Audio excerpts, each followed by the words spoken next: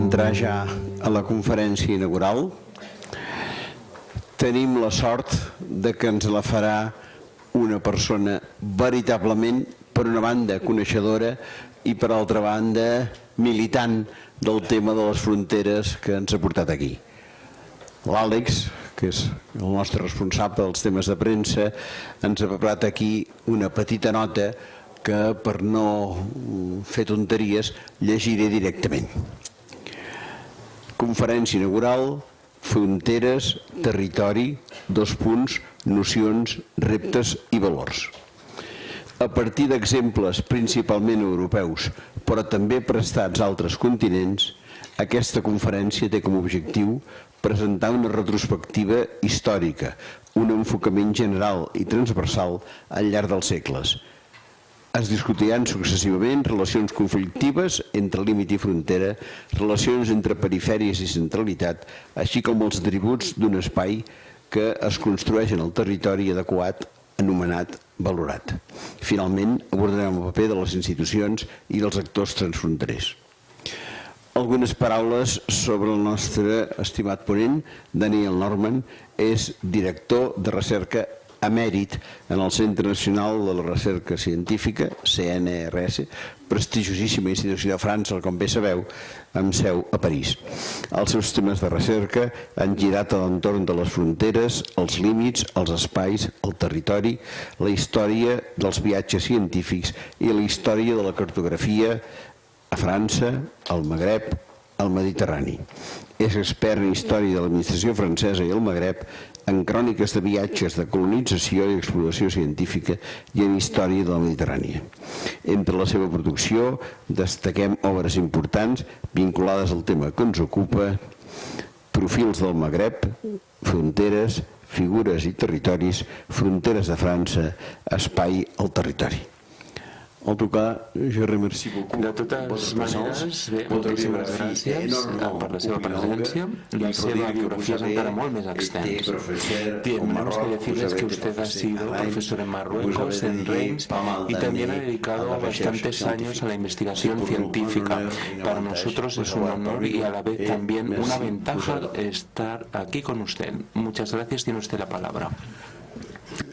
Monsieur le Président, mes premiers mots, évidemment, c'est pour vous Bien, en primer lugar, muchísimas gracias, muchas gracias, señor Oliveras, por estas palabras tan amables. Me gustaría, en primer lugar, agradeciendo a todas las personas que han querido asignarme esta tarea tan compleja, que es, a fin de cuentas, la de presentar una intervención inaugural.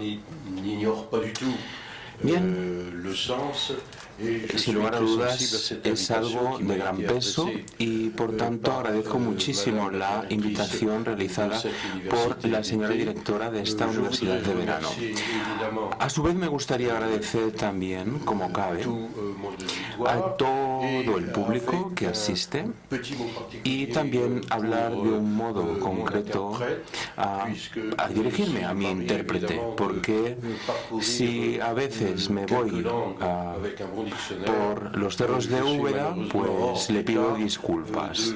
Así que intentaré ser lo más preciso para que se pueda entender todo lo que se comente en esta sala y a la vez también poder intercambiar todo lo que sea necesario con ustedes, que sin lugar a dudas serán temas delicados y complejos. Bien, en primer lugar tengo que agradecer la presencia de antiguos amigos que están aquí, con los que coincidí en el pasado en París o en otros lugares, que a fin de cuentas facilitaron mi nombre. Y bueno, no tenían por qué, pero agradezco que lo hayan hecho para poder estar aquí. Bien, tengo que hacer antes de todo una breve introducción, pero considero que no será sencillo. No es sencillo pasar de lado la gravedad de los temas que se expondrán hoy, mañana e incluso los días siguientes. También habrá una serie de consideraciones académicas que voy a desarrollar aquí. Considero que bajo la perspectiva académica, hay temas que son sensibles y que a la vez son cruciales, las cuales se pueden ir desdibujando aquí, no sé si será el caso, pero a fin de cuentas pensaré en mostrar todos los campos de mi investigación. Bien, no podría abordar todas las cuestiones relacionadas con el problema de las fronteras. Es evidente, por múltiples motivos. En primer lugar, porque yo soy historiador y aunque he tenido muchos vínculos con disciplinas cercanas como la geografía, la antropología y también la literatura, no tengo ningún tipo de pretensiones en esos ámbitos, por tanto soy historiador, investigador en historia y formado en historia y profesor de historia. Sin lugar a dudas, siempre me ha interesado la temática de las fronteras que se definieron entre el 16 y el 19 en regiones muy distintas, lo que se denomina aún el hexágono en el territorio de Francia, en Europa, pero también en el norte de África. El norte de África que siempre me ha interesado. Evidentemente es muy complejo poder abarcar completamente todas las cuestiones que puedan suscitarse, pero me gustaría decir para concluir esta introducción, y seguramente ustedes lo comprenderán bien, que no hablaré casi nada o muy poco del siglo XX. En mi investigación no abordo el tema del siglo XX.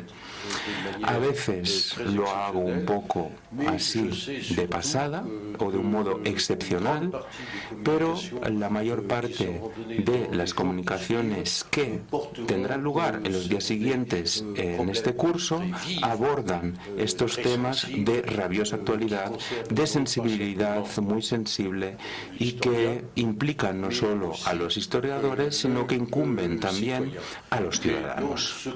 Por consiguiente, lo que voy a hacer, lo voy a hacer a partir de mi capital bibliográfico, tal y como se suele expresar, una expresión que una vez pronunció uno de mis maestros, la de capital bibliográfico.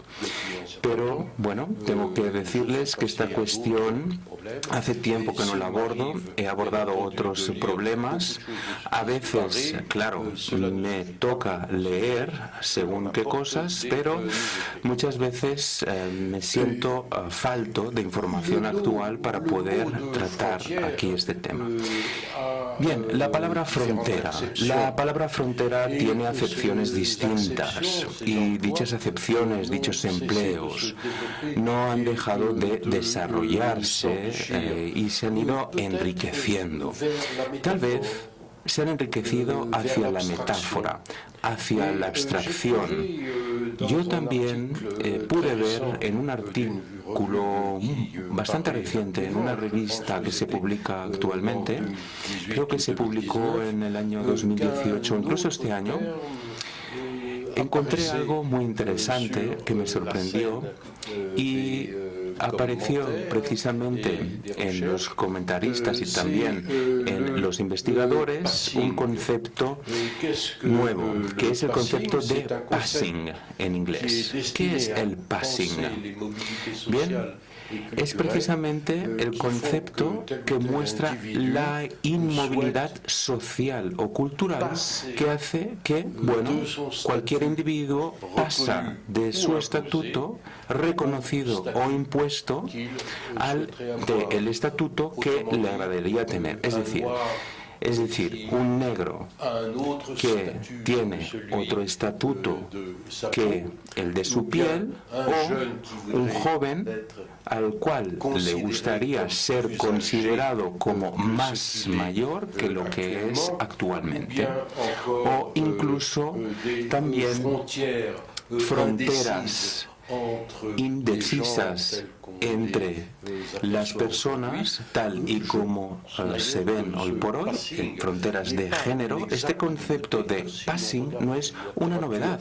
De hecho, si analizamos la bibliografía colonial propiamente dicha, sobre todo en las Antillas, en el Caribe y también en la historia antigua de América, nos damos cuenta que la variedad de esclavos negros se consideraba en función de la oscuridad de su piel, en función también de si eran mulatos, marrones, e incluso también había una jerarquía impuesta en los estatutos, y una vez más volvemos a reencontrar en el sentido metafórico, cultural e ideológico y poético esta tipología de distribuciones.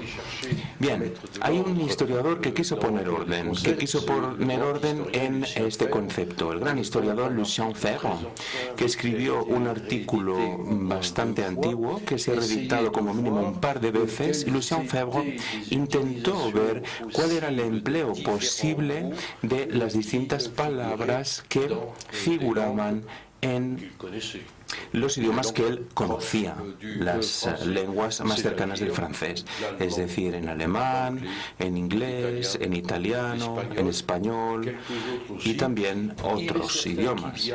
Sin lugar a dudas, en estos idiomas siempre hay muchos términos para calificar el término frontera, y pienso que en este sentido podemos ver que existen en francés, ya que yo he estudiado esta cuestión con precisión, existen como mínimo dos términos entre otros 10 que marcan la diferencia no solo entre lo que es un concepto, sino también en el modo como se definen las diferencias. Por tanto, hay varias cuestiones que me gustaría abordar aquí, pero para poder acelerar un poco mi exposición y en aras de la brevedad voy a ser un poco más sucinto, hay 3 series de cuestiones que considero que son interesantes. La noción de frontera, en primer lugar, el concepto.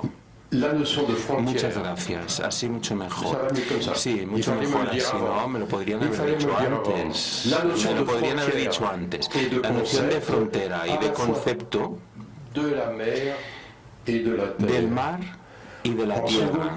En segundo lugar, me gustaría demostrar que la frontera no es algo que sea independiente del espacio y del territorio, sino que está vinculado al espacio y al territorio. Y esto es un intento para mí de intentar definir la diferencia que existe entre un espacio y lo que es un territorio. Y en tercer lugar, creo que es importante, si me da tiempo, es importante que podamos examinar ¿cuáles son los actores de la frontera?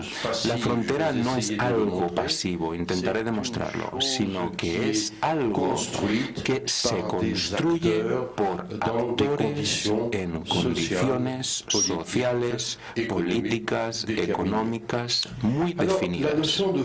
Así que la noción de frontera, de la tierra al mar, hay una serie de elementos, lo acabo de mencionar. La frontera en ella misma no es algo, no es una cosa, es ante todo una noción, una idea fundamentalmente. No es tampoco un objeto, no es tampoco una cosa inerte, ni tampoco es algo amorfo, sino que es un elemento que se construye. ¿Y cómo se construye? Pues precisamente la distinción entre frontera y límite de la cual he hablado múltiples veces en mis anteriores escritos, permite comprenderla con claridad. En la noción de frontera, en francés, y intuyo que seguramente la acepción de frontera en francesa se encuentra también en otros idiomas, la frontera en francés está vinculado con desplazamientos territoriales, está vinculado con agresiones. Se dice normalmente que el poder en el 17 y en el 18 desplazaba sus fronteras en detrimento del adversario. Y también en esa cuestión existe una definición de la frontera que es autocéntrica, es decir, que es egocéntrica. Por tanto, se encierra principalmente en un único actor o en un único conjunto de actores. Movimiento, progresión y, como es obvio, violencia. Bien, en el siglo XVII y XVIII también había una noción que era distinta, que era la idea que podía existir un contrato, un acuerdo entre dos partes beligerantes, un acuerdo que llevaba a la asunción de la paz, no trazando fronteras, sino límites. En esta idea yace la idea de que la frontera no es algo egocéntrico, sino que es policéntrico y que se dibuja para crear la paz. Evidentemente, esto es una ilusión, pero los actores de la época podían utilizar esta especie de ilusión. Sabemos que esto no fue así y nunca funcionó así y nunca avanzó en un buen sentido. Otra consideración es precisamente la que consiste en demostrar que las fronteras no son cosas inertes. Es decir, que no existen ni cuadros iniciales, inmóviles. Yo creo que es muy importante darse cuenta de esto. Lo sabemos muy bien. Las fronteras de un Estado en el siglo XVI y en el siglo XX no tienen por qué ser la misma, ya que el objeto y la percepción de dicho objeto puede evolucionar. Bien. Entonces, hay un libro fundamental, todo el mundo conoce el título, es un libro magnífico de Brodel, El Mediterráneo en el tiempo de Felipe II. Mis amigos decían, ¿no?, que era la tesis que a mí me hubiese gustado escribir, ¿no? Bueno, a fin de cuentas era un gran historiador, no es cualquiera. Es un libro que influyó muchísimo las investigaciones sucesivas, pero que no siempre se terminó reconociendo, y sobre todo ahora, tal vez por causa de una lectura que ha sido demasiado superficial, ¿no? Bueno, se pensaba que en el caso de Brodel había tres tipologías de temporalidad. La temporalidad inmóvil, es decir, aquella estática, un siglo, otro siglo, un milenio, después también las coyunturas un poco más cortas y después el concepto de acontecimiento. Pudimos mostrar que en la primera parte, ¿no?, de Fernand Braudel ya se da todo tipo de acontecimientos que se insieren en el tejido de la descripción que realiza, y el autor la interpreta como oscilaciones breves, nerviosas, de olas que alza la marea y de impulsos de acción.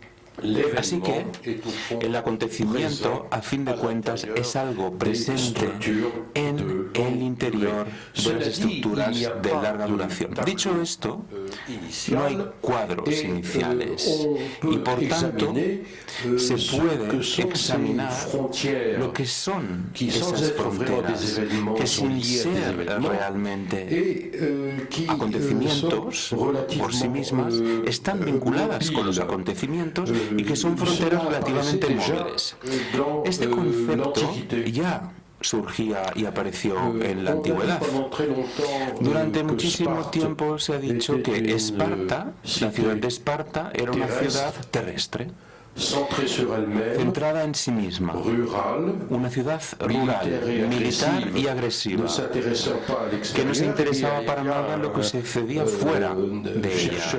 Sin embargo, hay investigadores israelitas que han demostrado muy bien que Esparta pudo crear un imperio marítimo con colonos en el Pontos mediterráneo que precisamente eran autoridades de Esparta. No tengo la autoridad para entrar en este tipo de debate, pero podemos ver que en aquello que se suele considerar como una cultura en esencia estable, siempre hay múltiples posibilidades que se pueden insinuar.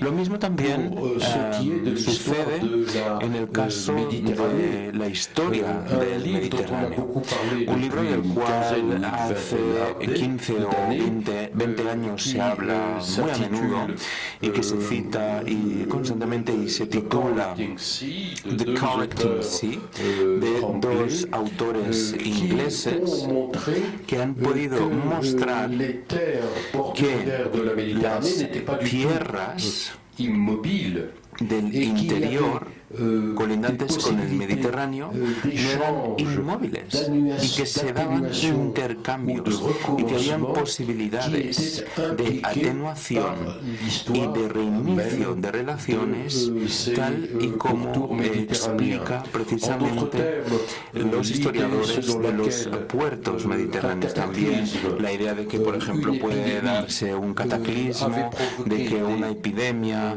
también produjo efectos considerables, a veces a lo largo de décadas, incluso de siglos. Esta idea no siempre es conveniente para alguien que querría explicar la historia de estas tierras mediterráneas como conjuntos, como una especie de alveolos de más o menos unos 10 kilómetros de superficie que permitían compensar, intercambiar en una escala relativamente cercana y que permite también, por tanto, pensar que la historia de estas entidades distintas geográficas, políticas y culturales nunca llegaron a estar unidas. También se podría llegar a demostrar, y no daré más ejemplos de momento, podríamos también decir que las tierras que normalmente se creía que estaban muy marcadas por la situación geopolítica, también han sido o fueron objeto de cambio o de prohibición. Es el ejemplo, por ejemplo, de Japón. Hay un geógrafo, el señor de Rest, que ha demostrado de un modo muy pertinente que la historia de Japón no es una historia exclusivamente marítima, como uno podría llegar a pensar, sino que la historia de Japón es una historia de la tierra, de habitantes no marinos sino terrestres, de gente que vivía de la tierra, sobre todo en los siglos pasados, y tomaba, por ejemplo, el caso de la dinastía de los Tokugawa, es decir, la dinastía donde había un presidente, un primer ministro, donde había responsables de la política de los soberanos y también del emperador de Japón en la época de los Tokugawa. Y bien, para esta dinastía de facto du Japón d'interdire tenía que prohibir de facto en Japón la construcción de naves marítimas que pudiesen navegar en alta mar, lo que suponía que ese Japón daba las espaldas a las relaciones comerciales de larga distancia. Evidentemente, ya conocemos, ¿no?, la historia contemporánea de Japón con las relaciones agresivas que ha tenido con Rusia y también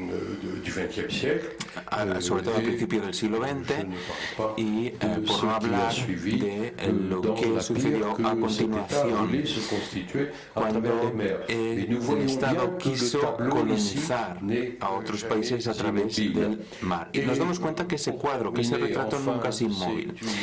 Y para terminar, una idea que fue defendida por un historiador que se preguntaba por qué la frontera atlántica de Francia no había suscitado una pasión colonial tan importante como la que tuvieron los españoles y los portugueses o los holandeses, simplemente porque el rey de Francia y sus ministros estaban obnubilados por la cuestión de la Europa germánica y de las relaciones con los Habsburgo, o más bien contra los Habsburgo. La explicación puede parecer un poco simple, pero puede ser que ella también haya desempeñado un papel en la poca definición de según qué fronteras, de según qué estados. Para terminar esta noción de cuadro, para terminar esta visión general, tengo que decir que no hay nada estático en las fronteras. Tampoco hay nada estático en los estados delimitados por dichas fronteras. Lo que hay son elementos que se mueven, y lo que considero que es cierto, y estoy convencido de ello, es que se da una contradicción esencial entre, por un lado, la idea que he definido antes, en el que no hay fronteras definidas por la naturaleza, y también la idea que ha habido de un modo continuo en los comentarios de los geógrafos, de los historiadores y de los políticos. Siempre ha existido la idea que esta frontera militar natural ya existe. No fronteras reales como cosa, sino constantemente la idea sobre la cual esta frontera existía. Y cuando echamos un vistazo a una serie de textos que se han difundido de un modo casi permanente por parte de los geógrafos historiadores, sobre todo los jesuitas en el 17, explican muy bien que Francia estaba delimitada por fronteras naturales que heredaban precisamente la Galia antigua, es decir, el Atlántico, los Pirineos, el Mediterráneo y la frontera del Rin. Pienso que estas fronteras en sí mismas no existían, sino que lo que ha habido siempre es una idea continua de que existían. Y sobre la base de ello, pues se pudo tener un impulso constante para la política internacional desde el 16 hasta la Revolución Francesa y mucho más allá, hasta también el 19.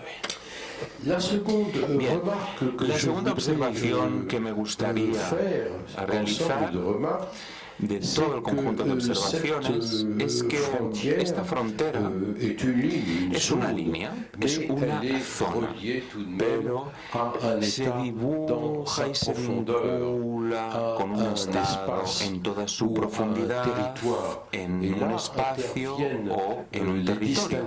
Y ahí es donde surgen las diferenciaciones que son un poco reversibles entre lo que sería el concepto frontera y territorio. Considero que es necesario establecer dos nociones entre sendas realidades. Hay una diferenciación en la que exactamente yo podré ofrecer 5 diferenciaciones posibles dentro de esta primera. La primera idea es que el espacio no está limitado. Il peut être limité, puede délimité, ser delimitado, mais pero d'une manière provisoire. de un modo Et les provisional. espaces Y los interstellaires, à ma espacios connaissance, ne sont interestelares, pas según mi entender, délimités. no Ça son arrivera delimitados. peut-être un A lo jour, mejor algún mais día pour le llegarán a moment, que ce se n'est pongan pas límites al espacio interestelar, pero de momento este no es el caso. Le territoire, El lui, territorio est en une sí entité mismo es una spatiale entidad espacial délimitée. que está, C'est-à-dire que está delimitada, suivi es decir, le passage, que ha pas obligatoire, pasado, mais souvent fréquent, no de obligatoriamente, l'espace pero sí frecuentemente, no delimité del espacio al no espace delimitado al limité, espacio c'est-à-dire limitado, de la es decir, frontière de la à frontera la limite. al Et je pense límite. que cette Y distinction considero est que esta importante distinción es pour importante. mieux qualifier Es importante para poder les calificar espaces mucho que mejor nous pouvons apercevoir. los espacios que Même si, surjan les auteurs ne y sont que pas podamos toujours, apreciar. Aunque muchas veces los autores nunca se ponen de acuerdo respecto a la definición, claro. Muchas veces nos damos cuenta que son capaces de invertir y de conjugar las definiciones. Bien, yo no me opongo a que se intervengan las definiciones ni que se contrapongan. La esencia es saber de qué se está hablando. La segunda distinción entre sendos conceptos, espacio y territorio, es el hecho que el espacio no pertenece a nadie o a todo el mundo. En cambio, el territorio es objeto de una apropiación, de una soberanía de la índole que sea, de una jurisdicción. Una jurisdicción, y ya que se trata de un territorio, y por tanto puedo crear una jurisdicción. Se trata de un dominio judicial, o a lo mejor de un dominio de soberanía, cuando se trata de un Estado. En otros términos, existe una apropiación donde el ejercicio de un poder debidamente codificado no aparece en la definición del espacio. Tercera distinción. Creo que el espacio no tiene nombre. El espacio tiene un nombre provisional, un nombre cambiante. En cambio, el territorio apropiado sí tiene un nombre y es objeto de una denominación. Y yo creo, y es algo que vemos día tras día y se ve en las relaciones interestatales, incluso interjurisdiccionales, que esta denominación puede ser objeto de tensiones auténticas. Una ciudad que cambia de dominante, cambia de nombre. Por ejemplo, Danzig, Dansk. Un territorio que podría llamarse Macedonia y que ahora se denomina Macedonia del Norte. Pienso que eso también tiene un significado. Así que los nombres cambian y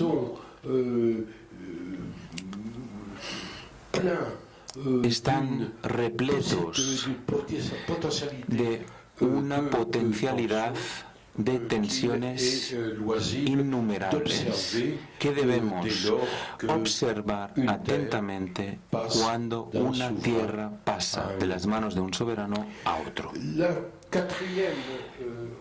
La cuarta observación es el hecho que el territorio es un valor. El espacio no es necesariamente un valor en sí mismo. Puede contener objetos que poseen un cierto valor, pero el territorio es un valor. Y los primeros testigos o pruebas de este valor del territorio, en todo caso para las obras que he realizado, se daban cuando existía en la frontera septentrional de Francia intercambios territoriales constantes entre Francia de Luis XV y Luis XVI y, por otro lado, los Habsburgo. Por tanto, hubo siempre intercambios de tierras.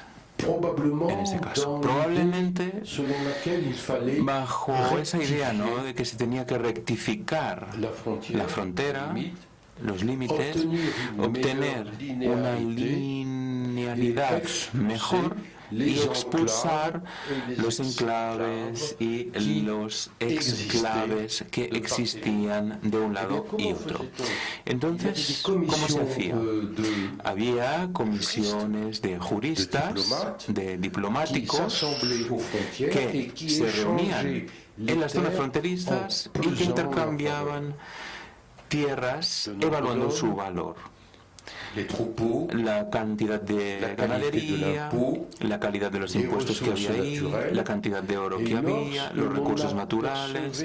Y cuando se daban cuenta de que era posible, ¿no?, encontrar dos pueblos que estaban relativamente en una misma situación, entonces sí que se intercambiaba el uno por el otro, se ponía la línea y por tanto al final se lograba ese intercambio a un lado u otro de la frontera. La quinta distinción que me gustaría presentar aquí es que el territorio es un espacio vivido. De ello me inspiro de una obra que causó gran estupor hace unos 20 años y que se volvió a editar hace poco. Es el libro de un geógrafo, André Frémont, que se titulaba L'Espace Vécu, la región Espace Vécu, la región espacio vivido. Y bien, efectivamente él ha podido demostrar de un modo fehaciente que el habitante de un espacio vivido es un sujeto o tal vez un ciudadano que vive en una calle, que tiene hábitos, que vive en un barrio, que tiene hábitos también y que va de la familia a su lugar de trabajo, su oficina hoy en día, o a cualquier otro lugar de empleo. En otras palabras, uno puede llegar muy fácilmente, y esta es la tendencia que se da hoy en día, de la cual me di cuenta hace unos 20 años, y es que tal vez el habitante, el sujeto, puede ser habitante o sujeto de múltiples territorios a la vez. Es decir, uno puede llegar a vivir una calle y otro espacio que es el del barrio, pero también hay imposibilidades. Un habitante puede tener dos domicilios, pero alguien que vota no puede pertenecer a dos circunscripciones electorales a la vez. No es posible. Del mismo modo también puede darse el caso que se viva en una nación y en otra nación y se pueda reconocer la doble nacionalidad. Así que podemos darnos cuenta de que hay combinaciones más que posibles. Además, se pueden añadir, pero no todas son obligatorias ni tampoco son todas necesariamente simultáneas. Hay un ejemplo muy bonito con el que me entretuve durante bastante tiempo cuando analizaba lo que era el concepto de región. Existen regiones en la literatura histórica, geográfica y también en los novelistas que se llaman le petit pays en francés. Serían regiones que nunca tuvieron una identidad institucional, pero que llegan a aparecer y a desaparecer. Y en la literatura, bueno, tenemos en la literatura científica y en la literatura normal toda tipología de nombres que vienen y surgen de esa categoría. Se realizó una gran investigación no solo respecto a este tema, sobre la existencia de estas pequeñas entidades territoriales, espaciales, en función de los casos, que se escapan a las grandes regiones que están denominadas correctamente. En la Revolución y en la época del Imperio se realizó una gran investigación que se llamaba la investigación de los prefectos, que intentaban reunir en todos los departamentos y en las distintas regiones o subregiones francesas todos los elementos políticos, económicos, urbanos, históricos, culturales. Y bien, el ejemplo modelo que se suele dar es un ejemplo que conozco bastante bien, ya que viví en esa región en concreto. Es el departamento de Landre, que surge al principio de la Revolución,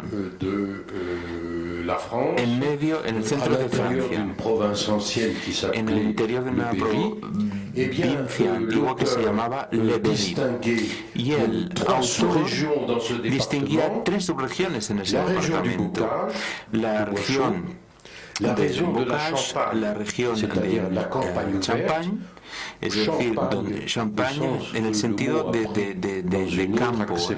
Champagne ahora se conoce por otra región, y también la región de la Brenne, que es la región de la ramadería. Por lo tanto, tres regiones ecológicas: la zona de pastoreo, la zona de campo y la zona de la agricultura, y por tanto vinculado con las virtualidades o las capacidades de los habitantes, que hacen que se divida ese departamento en esos tres petits pays.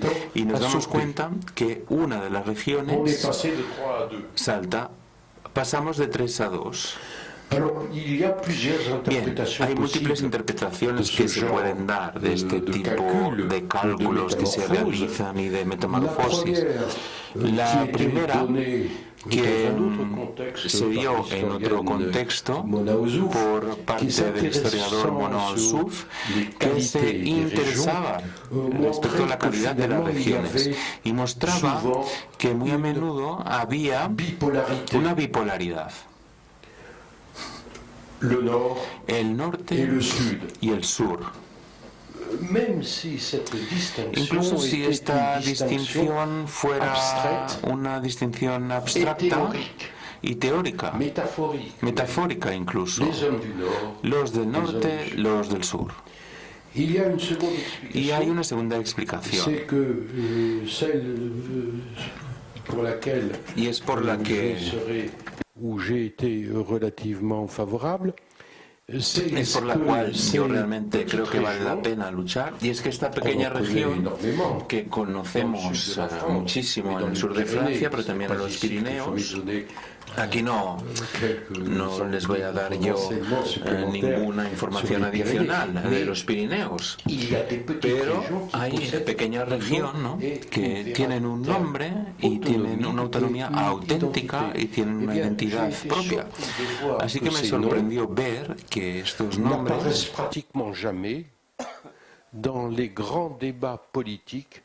casi nunca aparecen en los grandes debates políticos para consolidar las fronteras e introducir límites.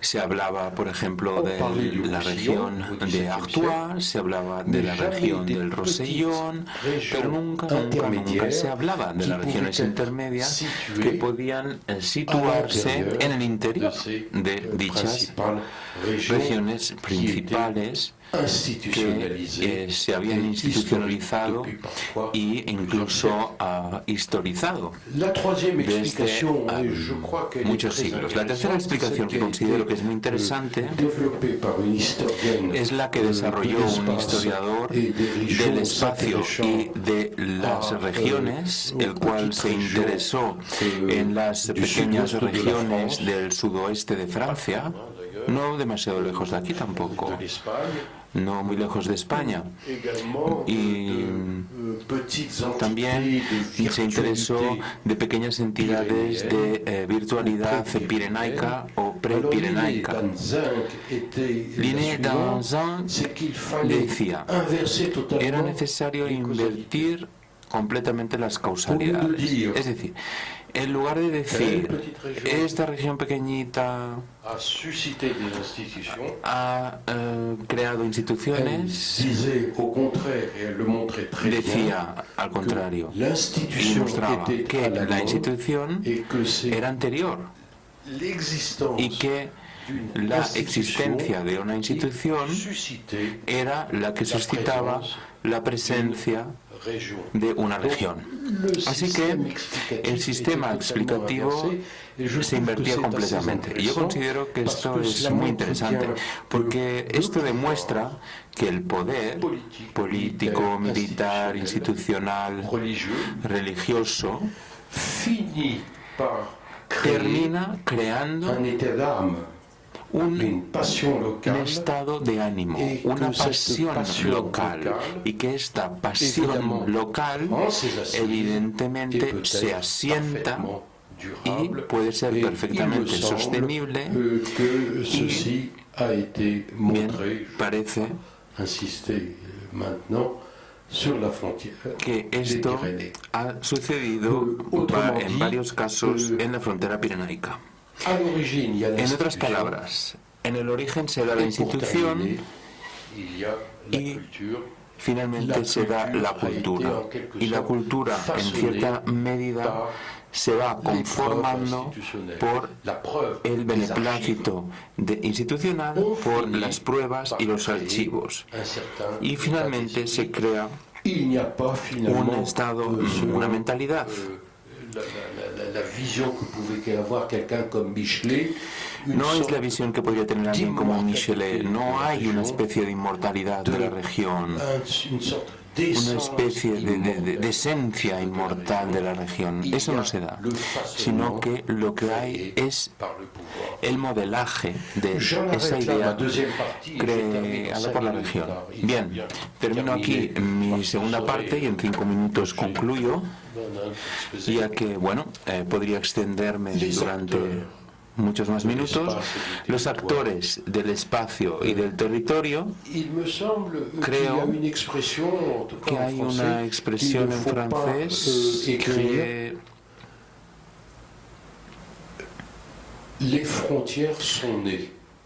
no hay que escribir, y dice: las fronteras nacen, han sido constituidas, han sido creadas. Yo creo que los que dan forma a las fronteras son los actores. Hay que poner en primer rango el papel de los actores.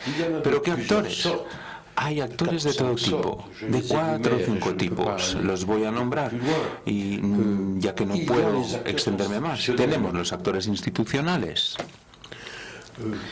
En el 17, en Francia,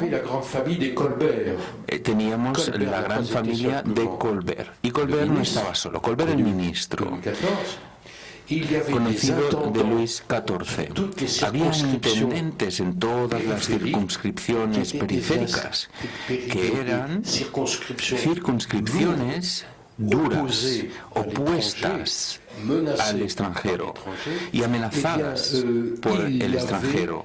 Y también había los intendentes o intendencias, como se solía expresar en aquella época, que eran familiares de Colbert. Hubo varios Colbert que dejaron su apellido allí donde fueron. Y esto no es meramente cierto para las provincias periféricas de Francia, sino que también es es cierto para otras provincias periféricas en otros mundos completamente extranjeros a Europa e incluso a veces mucho más antiguos. He leído, bajo la escritura de uno de mis amigos especialistas en China, que existía en el siglo XI, lo que corresponde más o menos a nuestra Edad Media, pero eso no tiene ningún sentido cuando lo comparamos con China. Existía en el siglo XI en China administradores que a la vez eran políticos, militares, mercaderes que vivían en la frontera de Manchuria y que vivían de esa frontera. En otras palabras, hay no solo institucionales, personas institucionales, sino que hay personas que pertenecen a la institución que poseen una serie de poderes que les permiten vincular su autoridad con el beneficio. Nada nuevo, ¿verdad?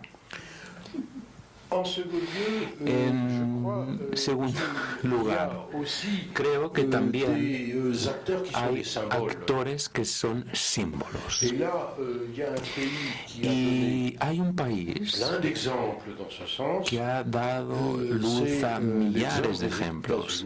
Es Estados Unidos y la conquista del oeste.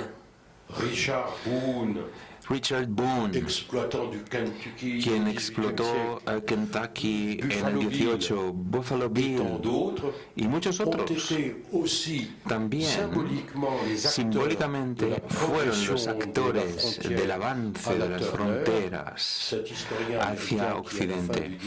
El historiador americano de finales del siglo XVIII demostró que hubo una progresión hacia el oeste y esta sensación y sentido de apropiación del territorio, que aún no era un territorio, que no era un estado, sino que era un espacio que no pertenecía a nadie, que en realidad, bueno, pertenecía a la población.